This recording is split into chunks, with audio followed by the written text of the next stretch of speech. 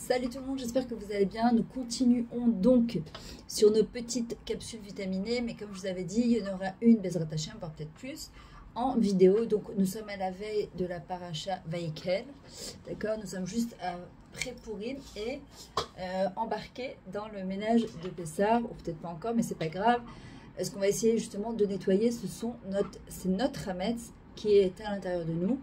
Ce Hametz, ce Hamoutz là, ce qui nous pourrinadit parfois, ce qui nous aigrit, ce qui nous rend ce qu'on appelle mémour marim, c'est-à-dire gum-gum, je sais pas si vous connaissez cette expression, et justement qui nous rappelle cette mériroute, cette amertume de l'Égypte, et qui était due justement à ce désespoir de sortir en fait de son meitza, de ses limitations, et ces emunot makbilot, ces croyances limitantes que nous imposons.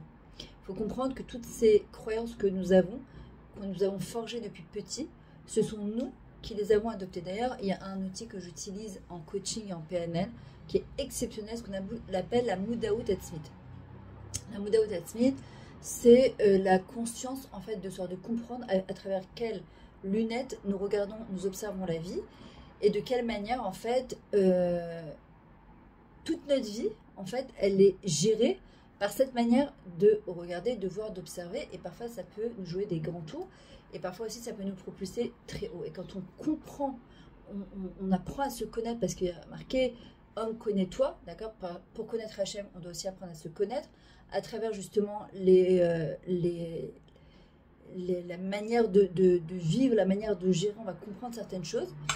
Ce que je voulais aujourd'hui partager avec vous, un exercice qui est exceptionnel, que je pense qu'il peut, en tout cas, moi je sais que personnellement ça m'a aidé, et en espérant que ça va continuer à m'aider aussi, c'est même pas en espérant, je sais que ça va m'aider, ce sont les habitudes. On avait parlé de définir des buts, de marquer quelles étaient les personnes qui nous inspiraient dans la vie, quels changements nous inspirons à avoir dans notre vie, et puisque justement nous sommes en route vers la délivrance, parce que c'est bientôt Pessah, c'est pas si pour Agada qu'on appelle un conte de fées qu'on est en train de raconter à nos enfants.